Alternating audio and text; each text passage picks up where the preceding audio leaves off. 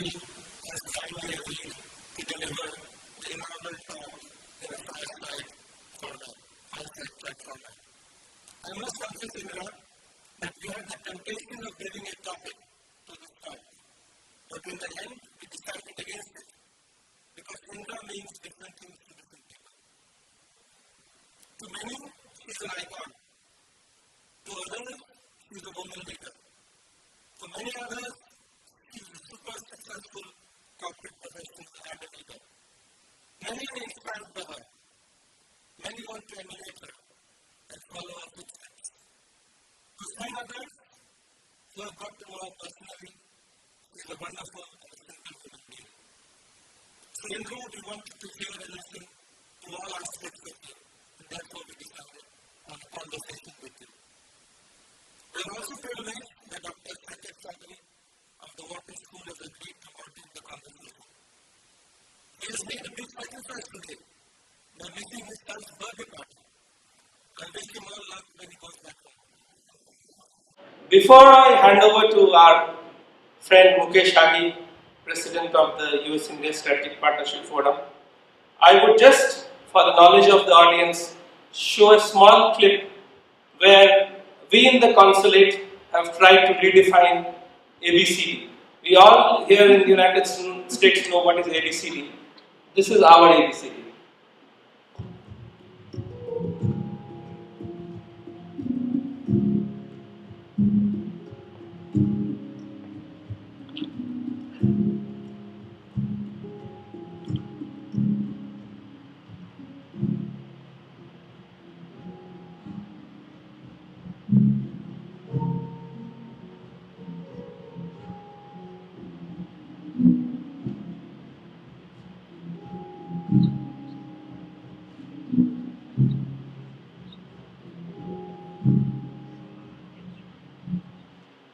Thank you. This is an executive program we have developed along with the Indra School of University and Pittsburgh University for those who are interested in the India-US business relationship. So I would encourage everyone to look it up and nominate executives for this program.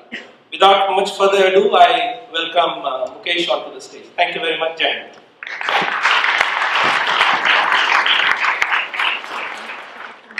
Thank you, Councillor, for the hosting the India series. I think you've taken the leadership. I won't take much time just to give an introduction. One is the moderator, Professor Saikat Chaudhuri. I'm going to ask him to come to the stage. He is the Executive Director of the Mahaka Institute of Innovation at the Wharton School, and he has done extensive work in innovation, corporate growth, and leadership itself. A Bachelor's in Administration from the University of Penn, a Master's in Stanford University, and a Doctorate at Harvard University. He does have extensive experience beside the academia on the corporate side. He worked with Management, Citibank, and McKinsey. So thank you for taking the time, and we wish you all the luck when you get back home for the birthday celebration. Thank you. Our main event is around Indra Nooyi, and I think the Council General has already spoken about her. She was rated as one of the most powerful business leaders by Forbes magazine. She won the Padma Bhushan in 2007, and she did transform PepsiCo. And if you are an investor in PepsiCo during her term, she took the revenue up by almost 80%, net revenue, and the shareholder return by 160%. Pepsi's future as she worked as a CFO and also CEO itself. She was on the board of PepsiCo from 2001 to 2018. And while we may say that she has retired, she has not retired. Let me tell you what she has been doing so far. She is on the board of Amazon, on the audit committee. She basically chairs the COM committee at Schlumberger. She is on the International Advisory Board of Temasek, which is a sovereign fund in Singapore itself. She is on the board of International Cricket Council itself. She is the foundation board member of World Economic Forum. And she is also the member of the American Academy of Arts and Sciences, and she is also on the board of US-India Strategic Partnership Forum. And she is, at the end and first, a mother of two wonderful daughters. And we have Tara, the younger one. Where is Tara? Anyway, Tara is basically going for her master's program to Dartmouth this September itself. So Indra, thank you very much for taking the time and coming over. Please, we'll start the session with you. Welcome.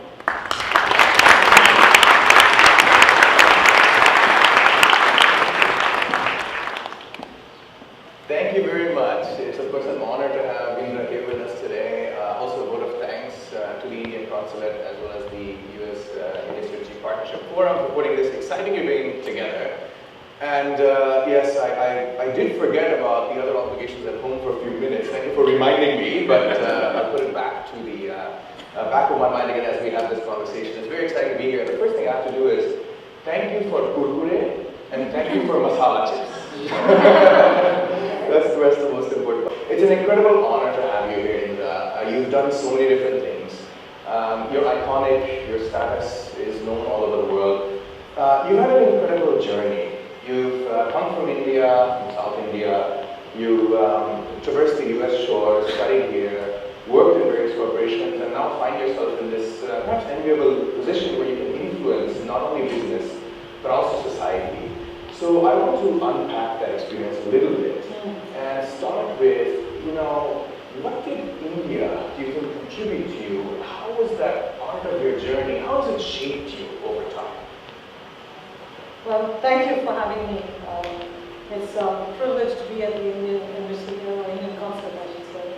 And it's a long time since I visited here, so it's great to be back. And good to meet you, Saikat. Mukesh, thank you for hosting this. This afternoon, Tara and I visited a Stanford, Connecticut-based early childhood learning center. And they were telling us a lot about research into early childhood and how children become confident and grow up. And a lot of it has got to do with the kind of upbringing you have, how the family support you get. And what happens in the first 5 to 7 years of your life has a profound influence on the rest of your life. And I look back at my own life, and I'm sure it's the same for many of you here who grew up in India. I grew up in a very tight family where multi-generations lived under the same roof. Everybody was a parent, and everybody was a grandparent or an aunt or an uncle. Lots of cousins around, and everybody stepped in to parent you when you needed parenting, or disciplining, not just parenting, disciplining. And so I think that confidence that we all got growing up, and that incredible sense of responsibility that education was important, listening to the elders was very important, and striving to do better and better all the time, and being held accountable for that, I think made a profound difference to my life, because for us South Indians who grew up in a fairly conservative, rigid family environment, we may have rebelled then, but in retrospect, that was wonderful, because everything we learned then comes back full circle to say, thank God we had that foundation and upbringing. So in many ways, I'd say that my success today is a result of my childhood, my upbringing, and India. All of that has had a profound impact on me. Is it true that your grandfather told you that if you get anything less than an A, then, I don't know if the point was, we've not come back home, but don't talk. But that's just not my grandfather. Every South Indian parent was that way. Exactly. There's a great, there's a website called Punjabi Men or something like that. Yeah. You all seen this? There's a great new one that says, have you seen this python in one bite it can kill 977 animals? And the other Indian goes, what happened to the other 3? And so, the other 13, whatever it is. But I say this because sometimes it sounds like my family was unusual. It wasn't. No. At least I'll speak for South Indian families, it was all the same. I feel a little better being a father now and having certain expectations of my kids too. Please do. Please do, yeah. But it's fascinating. I mean, I'm hearing you talk about this, reflect on it. There's a strong foundation, and India is one of these very amorphous things where there's something you can identify with India, and yet there are many different things. It's hard to define at one level. But when we all relate to what you're saying in terms of the foundation, when you came here, what did you think of the US and the opportunity? And what did you learn, maybe added on top of that foundation over time?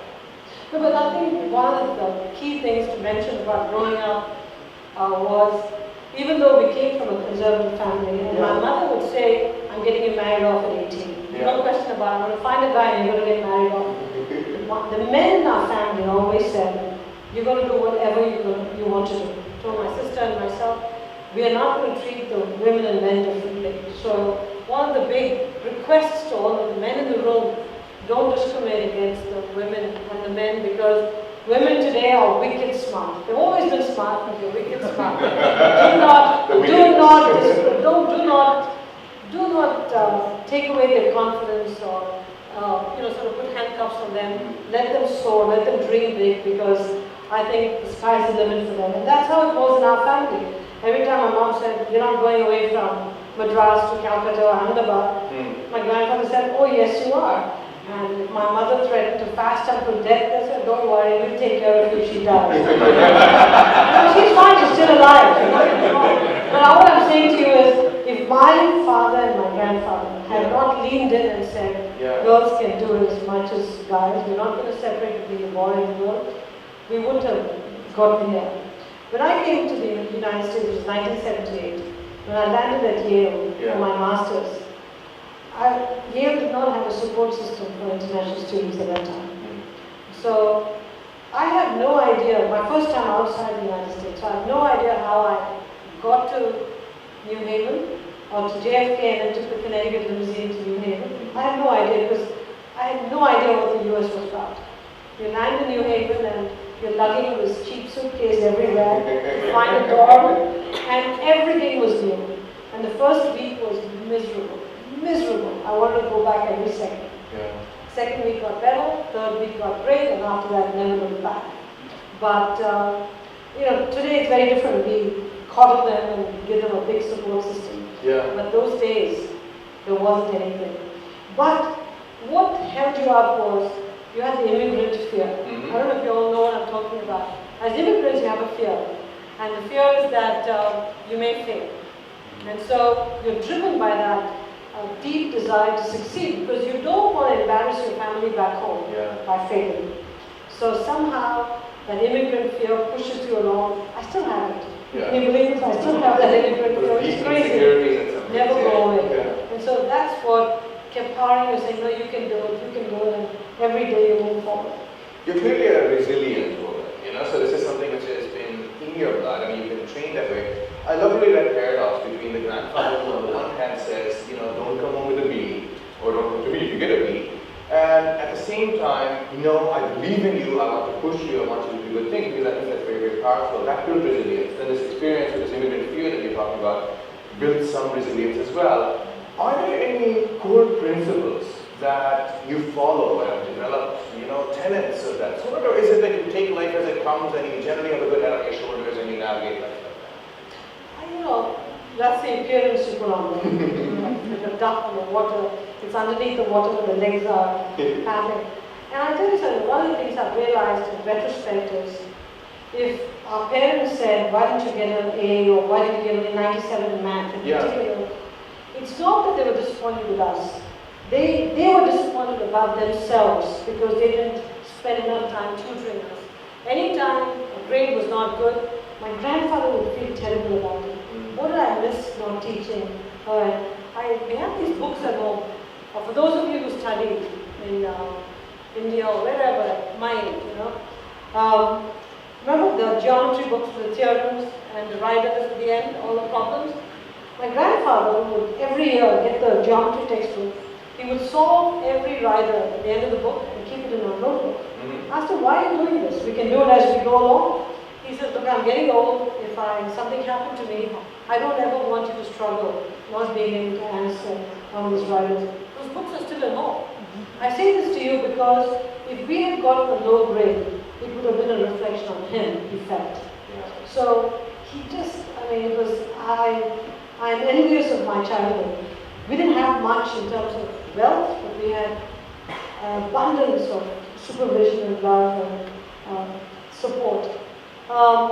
In terms of here, lessons that you learn as a kid still work well here. What are the big lessons? The first is what my family always said. If you take something up, you better do it to the best of your ability. Just don't do a shoddy job and say, that's fine. Just work at it till you believe it's a great output. I've never forgotten that. And I'm never satisfied with my outputs. I'm always working to make it improve or better. The second thing which everybody hates, unless you're dead and your brain's working, just keep working at the problem. Don't say I can do it. I still remember when I had my first daughter, my boss came to my hospital room and said, we want to do an acquisition. I said, hey Dad, I just had a baby, He said, your body had a baby, but your brain didn't. And I was thinking what my grandfather said, and said, he said, unless you can't breathe anymore, you can't speak. If you've got a job, just do it. And I didn't think twice. Right from the hospital room to the time I was home, I worked in that deal for the company.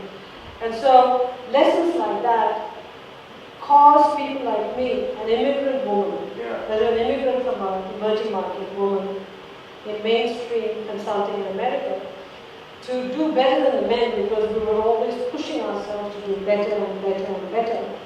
And the quality of our output was so much better because you had immigrant fear, plus the voices of your parents telling you to always do the absolute best. So that drove a higher level of performance, and that's what caused you to move ahead, job to job. It's fascinating. Where does passion play a role? Is it that you pursue things and just do whatever you choose, just do it well, or is it that you pick something that you enjoy and then you pursue it with passion and you also do that? There's a fine line between fear and passion. Yes. And the early days it was fear. Yeah. As you went on, you started to love the job, the passion comes in. Yeah. Because now you get more comfortable with the job, so the fear factor comes down, the passion factor goes up. I will tell you though, I've had many jobs and I've enjoyed every one of them. Coming to PepsiCo changed everything. I have no idea what triggered that sort of affection and love for the company. But since '94, when I came to PepsiCo, till I stepped down in early 2019 as chairman, I've had an irrational love for the company that I haven't been able to explain or understand myself. I love the company, I love everything the company did, I love the people, the culture, and I was always under the philosophy that if I didn't like something, I could change it. I had that enviable position. So when you could make change on such a broad scale, and you had the ability, the power, the capability to do it, passion takes a whole new meaning because it's your company. I felt like it was mine. I felt like I was the private owner of the company. Yeah, it seems like it. If you listen to your speeches or watch your videos or see you in action, then you have that. It's funny when you're thinking about how PepsiCo grew on you. Perhaps it's like an arranged marriage, right? The love kind of grows. You match on rational parameters first, and then after that the whole thing grows. So that might be. I assume all these influences on you also reflected in your leadership style. And I wanted to ask you, from your vantage point, what is an effective leader? Someone who can really motivate people, communicate, get things done, have that compassion which you clearly have. What are those traits that you think need to be embodied in a good leader? I've talked about this many times, but let me just repeat it in a slightly different way. I think a leader who's just got great communication skills and charisma doesn't really cut it. I think a leader has got to be very, very good at what they do. And in today's world, not only be competent, but have incredible curiosity. Constantly be able to zoom in and zoom out of an issue because the world is getting more complex by the day. You've got to be a lifelong student. So having that insatiable curiosity to learn more and more and more about the world around you, how the issues that you're working on impact the world is a critical requirement of the leader. And the leader is not curious. The troops are not going to be curious. Because there's a very wise person who once told me, the distance between number one and number two is a constant. So if you want to lift your organization, you have to lift yourself. So leaders have to be incredibly curious. The second part, which I think many leaders lack, is having courage and confidence. You can be the most competent person, but if you don't have the courage and confidence to articulate your thoughts and do the most unpopular thing when it needs to be done, why are you a leader? And most leaders have to take tough decisions and sometimes do very, very difficult transformations, which might take multiple years. So you've got to almost be unselfish and take yourself out of the equation and say, what's good for the company? I'll speak for myself. When I was running PepsiCo, I was worried about my legacy after I left PepsiCo, not when I was the CEO, because the story of Barney would be written after I leave. When I'm running the company, I'll get a lot of criticism for whatever changes I'm making. But once I left, it's the footprint that you leave behind in the company. So I was more worried about that. The third is the communication skills. We've always talked about it. If we don't teach young people how to communicate early in their life, it's very hard to learn it late in life. So orally and written communication, even in today's digital world, how you communicate, how you command the room in large groups, and how you affect change requires communication skills. And we have to teach that to people. And then the last thing I'd say in today's world is citizenship. Companies like ours are all little republics. If you look at PepsiCo's market capitalization along with our bottlers, we are the 34th largest republic in the world. On our own, we are the 54th largest company. So we have a huge, huge footprint. And we not only are a little republic, we have global governance in a world where there is no global governance. So we should be able to effect change in every country in which we operate, positive change. And so if CEOs approach the job as, I just need to make a quick buck and get out of here, that's a terrible way to run a company. This whole citizenship is something we need to teach people in business schools. I urge you to teach them. The old thing of make the almighty buck has got to be there. Where's Deepak Rao? It's got to be there. I'm not saying no Deepak. But it shouldn't be at the exclusion of citizenship. I think that makes a lot of sense, and I want to enter into a sidebar here. You've now joined the board of Amazon. So arguably, Amazon's influence on society, much like Facebook and others, is also outsizing, perhaps even more than the traditional companies. What do you think the role of a company like an Amazon should be in our lives, and to what extent intertwine with it and be able to separate from it? I mean, what is your view on this, as well as social media? I would lean into Amazon, not separate from it, because if you really look at Amazon, what Amazon does is gives you the gift of time. If you look at everything Amazon does, it takes away boredom and routine tasks and allows you to shift that time to nurturing and loving the family that you have and your friends. Amazon is the most customer-centric company that way. And with a swipe, you can literally get anything you want at your fingertips. It's still a small company. It has a 3 or 4 share. So it's a tiny company. But it's got an outsized presence and influence because of so many market segments. So I would say in companies like Amazon, we should lean in and support it for 2 reasons. One, because it gives you the gift of time. And time is the single biggest limiting factor we all have today. And second is, selfishly speaking, it's a fantastic American-grown company. And we ought to support it here because it was birthed in a democracy, it's thriving in other democracies, so I think we ought to support Amazon massively. Citizenship. I mean, there's a lot of discussion, but it's really interesting about that because you're right, even if you look at market shares, it's actually a fairly small market share. It is very tiny. Right? Long runway to go. Yeah, and it's, I agree what you're saying. On your point about leadership, you talk about these different attributes. So can curiosity and courage, for instance, be taught? Because we struggle with this too, right? Can leadership really be taught? Or is it something that's innate and develops in someone? I'd like to believe that we can teach leadership or learn leadership, and on the other side, what are your thoughts on that? I don't know. I think people are born leaders sometimes. Other times, it might be a hidden skill that has to be brought out. Not that it's taught.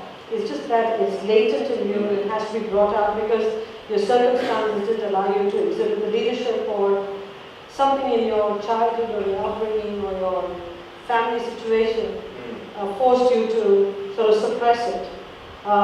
So I think a second model is going to bring out the leadership qualities. Then there are others who just don't want to be a leader. I mean, leadership has incredible advantages, but it also has responsibilities. And some people just say, I don't want this hassle. So for those people, don't try to force them to be leaders, because it's not worth it. And the first two groups, I think, is worth encouraging them and nurturing them to be leaders. Develop them into Absolutely. Right? Yeah. One of the challenges of leadership, especially nowadays, I suppose, is the ethical side. So we see all these problematic situations by various icons in society that are coming up, out of business but also elsewhere. You are a poster child when it comes to integrity, representing certain values. How does one, when you come across any dilemma around ethics, and I imagine you have in your career, how do you deal with that? Think about that. What do you do? Whenever you moved up in the company, they always told you this as a sort of introduction to a new job, especially when social media became a big factor. Yeah. Don't do anything that you wouldn't like to see, either on social media or the front page of the newspaper. Assume that everything you're doing has a chance of appearing in social media or a newspaper.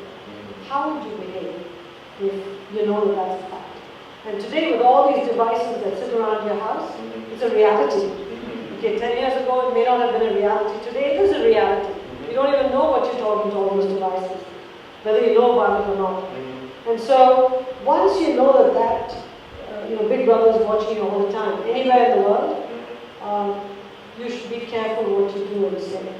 But I think integrity, ethics, your compass, all of that is something you have or you don't have. Because integrity is not a 95% or 96%, it's 100% or not at all. Yeah. Right? You can't say I'm 95% ethical.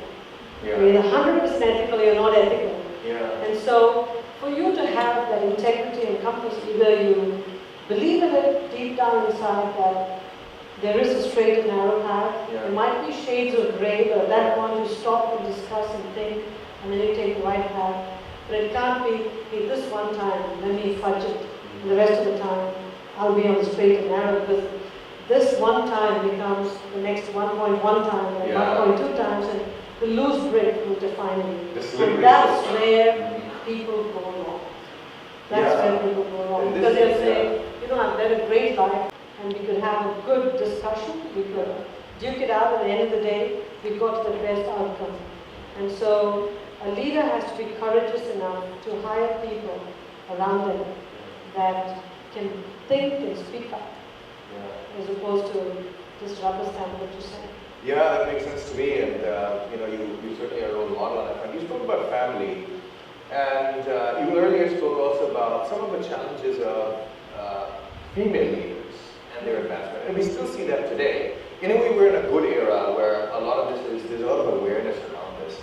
But I want to ask you, what kinds of sacrifices or trade-offs did you have to make in order to have a family and have that be successful, but also be able to progress in your corporate career and have the kind of impact that you did? It couldn't have been that easy. Different times, okay, because remember I came to the workforce in 1980. It was a long, long time ago when there weren't too many women in corporate America. Right. And I had a big benefit, and I'm using the word benefit in quotes. We had no money. My husband and I were both new immigrants. Both of us had gone to school here. We had no money, and so we were both starting out from the basement and building ourselves up step by step. And we had no safety net. It's not that we had an inheritance or rich relatives that were going to bail us out. It was just us. And so we knew that we had to succeed to build a family and build a life for ourselves. So we both worked very hard. But we also knew we wanted to have kids. When we had our first kid, this is where it was brilliant to be Indian, because between my mom and my husband's family, they all took turns at supervising the babysitter who was taking care of the kids, So we always had family with us.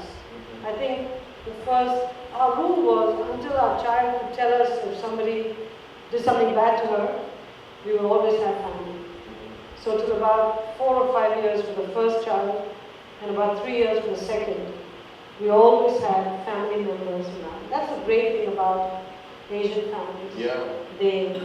I remember uncles and aunts taking cumulative leave. Never heard of this thing. They had 6 months of leave. Yeah. They would take it all and come and help out. Yeah. And all that you had to do is take them shopping on weekends, or, give them a Busa ticket to go around the country, and they had no expectations beyond that. Yeah. Simple people who stayed at home and helped us.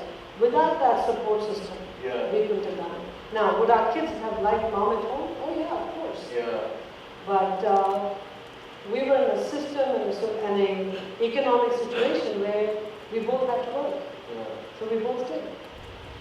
And were there times when you felt, am I doing the right thing, or should I be taking a different path? Should I go easy on the career and maybe spend more time and do these things, or did that never cross your mind? Sometimes it did. Yeah. And it crossed when Carol, did you leave? You're hiding. She's hiding. That's this generation. That's my second daughter, and when she was in, I think, 4th or 5th grade, I missed a lot of school events. She was very cross with me, so I called her up and said, hey, what do you want me to do? Would you like me to quit my job and stay home? Because I can't bring the chocolate chip cookies to school, no parent-teacher meeting. Little kid, she looks at me and says, you want to quit your job? No, Mom. You worked so hard to get here. Yeah. Dream big, don't worry, I'll be okay. I'm like, wow, this is my 5th, I must have been less than 10 years old, telling me this, I'm okay. And I think they miss Mom a lot. But that's... They're trade-offs in life. I can't rewrite history now. Yeah. Let me put it this way. Yeah. No, and it's worked out so well, especially that really resounding endorsement of these things. One of the reasons I'm asking you this is because, when we see young leaders or aspiring leaders, especially in the business school environment, right? You always wonder about role models and the advice that you give. And these days, I'm hearing so many different kinds of models, and people are advocating different approaches. In my personal experience, I have not found one model which applies to everybody, so I think that people have to find their own balance. But I'm always curious to ask these questions and what advice you would give to a young woman who is, let's say, finishing her MBA or any other degree and about to enter the world and perhaps not yet married, but thinking of that at some point. What are the things that she should pay attention to? Difficult. So I'm going to separate out work and then home. Sure. Yeah? On the work side, don't go into a job saying, I want to be senior. Yeah. The minute you do that, it's disaster. You're more worried about the next job than the job you have. Yeah. Just focus on doing the job you have exceedingly well, the next job will take care of itself. That's my first lesson. Second, put your hand up for the most difficult assignments. Nobody notices you if you just kept a good thing going. But if you take on a very difficult assignment and make even a little bit of progress on it, people will talk about it. Third, it's, you're all Indians, and I will tell you, work on your presence, work on your communication skills, work on your eye contact, handshake, how you dress. It's better to spend good money on 2 or 3 outfits than to spend little money on multiple outfits that are not very well tailored and the wrong colors for you. Groom yourself properly, because you're in a society where people are very well groomed in the corporate world. Don't stand out for the wrong reason. Blend in the professional environment you're in. Don't try to stand out too much. Too much jewelry, hair that's just flying in the wind, not required.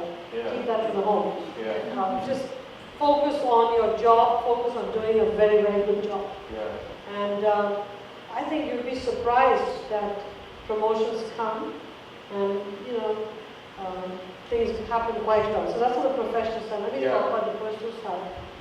Love your parents. I mean, truly, really love them. Yeah. Because when you have kids, Yeah.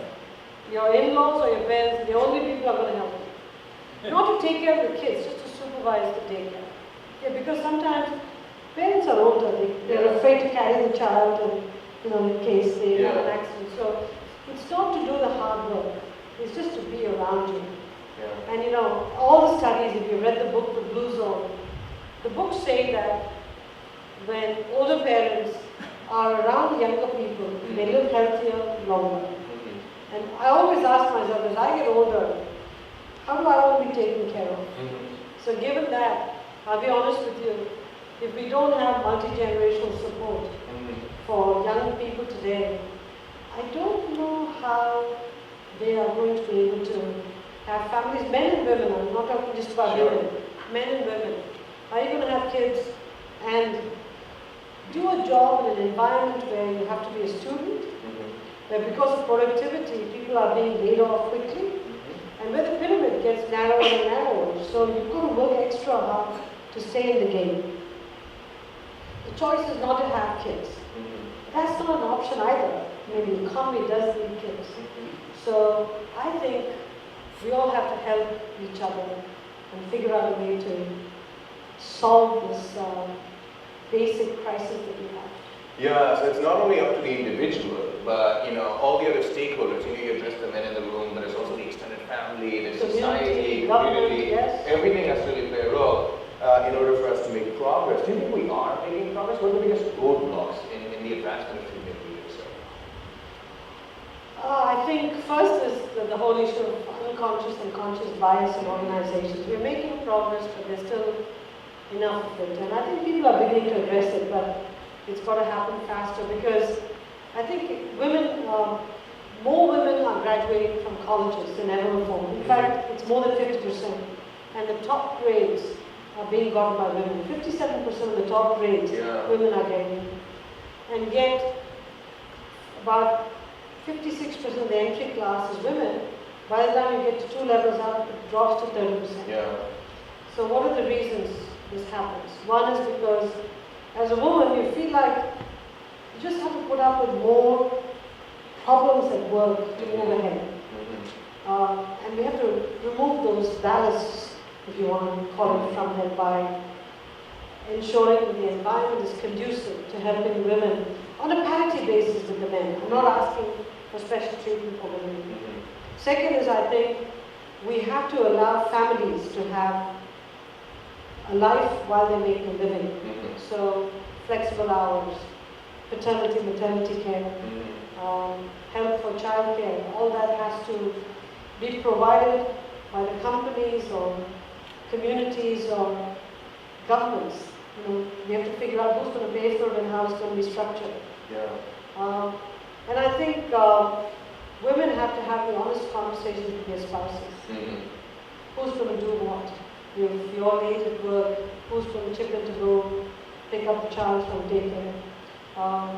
If the child is sick, who's going to stay home? These are all honest conversations to have had before you get into a relationship, as opposed to create angst after you get into the relationship. And the last thing I'll tell you is, as women, we have to let go of perfection. That perfection gene sometimes is all-consuming, and then we become our own worst enemy. And I'll throw one other thing, which is women ought to help women a lot more. Our sisterhood needs to get much stronger than it is today. It's got to get as strong as the brotherhood. It is. I mean, what you're saying resonates with me a lot because, there's a program called the Management Technology Program. It's UPenn's most elite program, 50 students who do the dual degree between engineering and Wharton. I was director of that program for a little bit, and a young woman came to me and said, can you please point me to a role model that I can follow? So I dug through 35 years of alumni lists and looked, and I really struggled to find those because what happened was at some point, even these ultra-talented women had gone into different directions and never quite made it to that level. Not that everybody needs to, but that was there. So you know what I did? I just said, one of the problems is we don't have role models. Our board is all of a particular type. I would institute a junior board, and that's where I'll give women a voice disproportionately, as well as other industries. People in Wharton and engineering tend to go into finance, and that's not a bad thing, but we get a few other industries too. So I use that as a mechanism, so at least the pipeline looks different 5 years from now. So that really resonates with me. But what I really like about what you're telling us is, you have this interesting dose of, if I may psychoanalyze for a minute, there's this pragmatism coupled with real principle at one level, And it's a very delicate interplay between the two, and this rationality, which just is very practical and rational. And I love this, you know. You've had many successes in life, and many of them. One of the things that I've admired always is that you've been so close to seeing the e-commerce revolution. You know, you've seen consumer goods and retail undergo a massive transformation. And the thing that I've always admired is PepsiCo had managed to always bounce back. It's not that it didn't have its crises, but it remained competitive and innovative. How did you do that amidst all this disruption around? Because we always believe the companies to be around for decades, not just for a few quarters. There are those that want to make a short-term buck, and will always come in and tell the company and say, you know, embark on a strategy that will generate short-term results. My belief and the belief of our board, and I've got to give the board a lot of credit, was we manage the company for the long term. We make investments. Look, if companies like ours, the size and scope and scale that we have, are not around for the long term, what are pension plans going to invest in? Here's a company that gives you solid equity returns, phenomenal dividend. It's a consumer staple, so the beta around the meat is not that high. So you sit there and you go, you want to support companies like this who have a solid base and are growing. Why go in and start to meddle with these companies to get a short-term return which is not going to sustain itself? So when people come and do those things to you, if you have a firm belief that you want to provide stewardship to this company to give it a long-term future, you'd manage the company differently than if you say, let me make the quick buck and get out. So I think that's why, between the board and the leadership, we were able to make the changes and put the company on a solid footing. You make it sound really easy, but we always know that established players have this incumbency problem. They struggle precisely because of their success and all the processes they have. They make them a little bit, you know, non-agile, whereas you need to change. How do you do it? I think companies left to themselves can do it. I think strategic acuity becomes a big factor, because if you think about things you've got to do after it happens, it's too late. It's too late, And when you think about things you've got to get done well ahead of time and start putting the moves in place, the investor community doesn't get it, or some activist doesn't get it. So you've got this dual problem. So if you're going to do things with acuity, way ahead of the time that others are going to see it, you should be willing to have the critics and people that are unexpected critics, like sell-side analysts or certain investors. You've just got to expect criticism from those quarters. So give us an example of where you faced that. I mean, when we try to transform the portfolio, now it looks like, duh, it's so logical. But when I started talking about shift to health and wellness, reducing fat, sugar, and salt, today everybody says, obviously you should be doing it. But when I was doing it, I'm talking about 2006 to 2010, that time frame, pretty much everybody said, why do you have to do that? That's not your business to transform the portfolio. Your business is just keep selling what you're selling more of.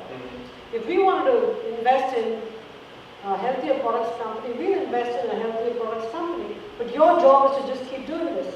Now think about this. If we kept doing that and the company's growth rate started to slow down, my best people would leave the company. And I would now accelerate the decline. Can't afford to do that. You know, growth is oxygen for companies. So we have to keep growing. And to grow, you've got to anticipate the trends, put the investments in and make the changes. It's very hard to sell it to people who want the short-term buck. But to our board, it was a no-brainer. They said, just do it, we'll back you up. And look, our 80 plus growth and 160 plus shareholder return didn't come by accident. It didn't come from me, it came from the whole team and the board. But everybody believed in the strategy, everybody marched in formation to execute the strategy. And we had extraordinary people. All of that worked. Were there ever times where that didn't work out so well, or were you faced a little bit of backlash from some folks because things didn't work out so well? I mean, if you look at a company like GE, which was part of that retirement portfolio for most people, it ran into these troubles. I'm not saying it because companies go under necessarily. Every company, including Apple, if you actually remember it before, you know, it had its struggles and then bounced back. IBM has done the same thing. What did you do in those situations? Have you ever faced that kind of, non-success? The question is, what's the magnitude of failure you face? I think in the companies like GE faced, it bet the future of the company failed. Okay? In the case of PepsiCo, where we didn't have failures, every company has failures. They were small. And stuff that we just bounced back from. But they were so tiny that you wouldn't even hear about them. Or you did, but they weren't significant. Or we communicated something wasn't going right much earlier. We never had a failure which was sort of bet the company kind of failure.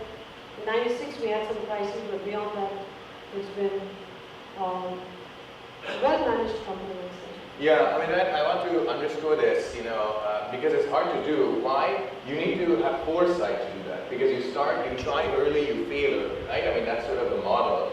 And then it's not as consequential as later when you're staring down the tube if you're in a Kodak situation or something like that, right? I mean, that's that. I mean, that's quite remarkable. When you look at retail specifically, I'm kind of curious. Amazon has gone from disrupting through online to brick and mortar now, and is thinking about, has bought Whole Foods as well. Where do you see the balance between online and brick and mortar? Don't know. Because last mile delivery still has to happen from some brick and mortar. Yeah. Online, the last mile can't come from a distant warehouse. Not for food and beverage. Yeah. And consumer products. So there's a role for brick and mortar. Yeah. Is that brick and mortar just for fresh products and impulse products? Yeah. And everything else comes from a remote warehouse? Unclear. Yeah. I think the game is still being played out. So because I like that, because we still live in a physical world. Yeah. Hershey came to me with a project last year, which I wanted to fail. And the reason is that they asked me, can you recreate the chocolate experience without someone eating chocolate? And I was like, no, please don't work. Some people would hate me for it because they would love that kind of outcome. But we live in a physical world, and it's really interesting to see that and this omni-channel presence. So we'll see how it plays out. When you think about eating, but let's not forget one thing. Retail is overbuilt. Forget Amazon. Yeah. By itself, retail is overbuilt. Yeah. So if there's a shakeout in retail, I wouldn't blame it on Amazon. I think that's just retail getting efficient. Yeah. Amazon is just improving the customer experience. Because traditional retail created a lot of friction in the system. And where there's friction, there's Amazon. Yeah, that's right. To take out the friction. That's a great line, by the way. Where there's friction, there's Amazon. To take out the friction. Yes, to take out the friction. Exactly right. That's where they come in. So solve that problem. Speaking about frictions, I'll come to the India part in a minute. We live in a world now where we, I guess, have some frictions of various kinds. I know I'm not going to introduce any controversy, don't worry. But we live in a time of geopolitical uncertainty. And it's not just here, but we have Brexit, we have all kinds of things happening. How do you view this? And what do you think the impact will be on global economic but also social progress? Look, so the whole geopolitical uncertainty we have around the world, there have been many times in the past where there has been geopolitical uncertainty. And it's been in different forms, but it's always been there. And big companies just learn to power through. I always say that when you go into any country, you've got to act as if you're a citizen of that country. So you can't go in there and say, everything has got to be done my way, except the ethics and governance aspect. Everything else is local. So as long as you go into a country and develop a local model and execute it locally, you live within the rules of that country. Don't compromise your corporate governance principles. Yeah. And the US has the most stringent corporate governance principles. Don't sacrifice that. But everything else, if you operate like a local company, in every country in which you operate, you gotta be aware of the politics, be sensitive to all the minefields, but don't play in them. Don't take a voice in them because that's a losing proposition. And that's the way we operate, and I think if you did that with an eye towards or a knowledge of what's going on, but just do your business model, you can be successful. But Indra, is it really that easy? I mean, if you think about, for example, privacy laws now in Europe, let's say, right, or data laws, all these things that are coming up, and the Europeans are taking on some of these tech giants in a much more aggressive manner than, say, in other places. How do you balance that? I mean, you're one company doing one thing. How do you have different offerings? I get how that works in your business, so you can localize that, but not. Sometimes I always say that we should look at, within the framework of the law, we should look at how we'd like to run our lives. Many of us don't like to give all the data we have. That's true. Yet we start talking about why is Europe regulating the data. We don't want to give the data. So one side of us is saying, I'm glad they're regulating. The other side of us says, why are they regulating? So we go through this schizophrenic behavior ourselves. Again, my philosophy is the following.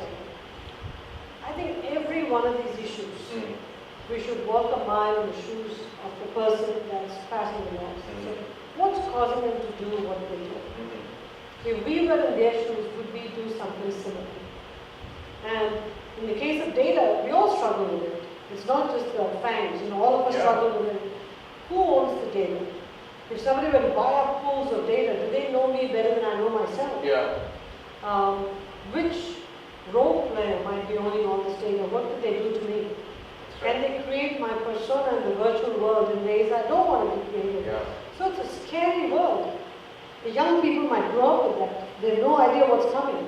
But for our generation that grew up in retrospect, in a fairly benign environment in many ways, this new world is pretty frightening. And so the lawmakers are all people of the older generation. So I think you've got a generational divide happening here, and we are going to see a lot of debate back and forth on what are the limits of technology and what should we allow it to do to life. So if you look at a country like India, which is at the cusp of, for the last few decades, doing something great, it is a great country, but there's a lot of potential, right? And it has to make a lot of these decisions, especially if it wants to leapfrog the world and so forth. How do you see the growth story of someone like India? Should India be allowing and be a bit more liberal to allow certain things to prosper? Should it hold things back? What is your philosophy? It's hard to talk. I don't know who it was. Somebody said something very profound to me a few days ago. When I heard this, I said, interesting, this person said. This person said, in the past we used to say, India, the growth potential is enormous. Now we have to say, the growth potential is whatever the government allows us to do. I thought it was an interesting statement. I never heard that before. And so I think the question is, the country does have huge potential. Talent-wise, population, everything in the country has huge potential. The real question is the speed of growth and how many roadblocks are we willing to remove. And one side of me says maybe India is anticipating some of these issues and putting the roadblocks in now. The other side of me says, are we just stifling growth? I don't know the answer. But the fact is, India's got to do what's right for India. I'm not a person to opine on that. India's got to do what's right for India, just as Europe should do what's right for Europe. So, who am I to comment on that? Very, very diplomatic answer on that. But the final, the final question I want to ask you before we open up for some Q&A from our audience is, I was going to say you have more time on your hands, but apparently that's not true. But let's say you have time to do different things right now. What are the priorities that you are now pursuing besides Amazon and World Economic Forum and this partnership and the U.S. trade organizations? What are the kinds of causes or other activities that you are pursuing? The time that most of my time is being spent now on helping the governor and the state of Connecticut think about how to bring more business to Connecticut and make it an economic powerhouse again. So that's taking a big chunk of my time. And it's a state I've lived in for almost 30 years, and I feel a great sense of ownership about this. That citizenship part that you talked about. Patriotism, state patriotism and citizenship. And so I'm spending an enormous amount of time on that one issue, besides all the other stuff. Hopefully you'll create a replicable model that we can then take elsewhere. I hope so. We don't want it to go anywhere else. We just want it for our state. If you can match the incentive, that's a really great thing. Wonderful. Thank you so much for your thoughts. Let's get some of your questions in.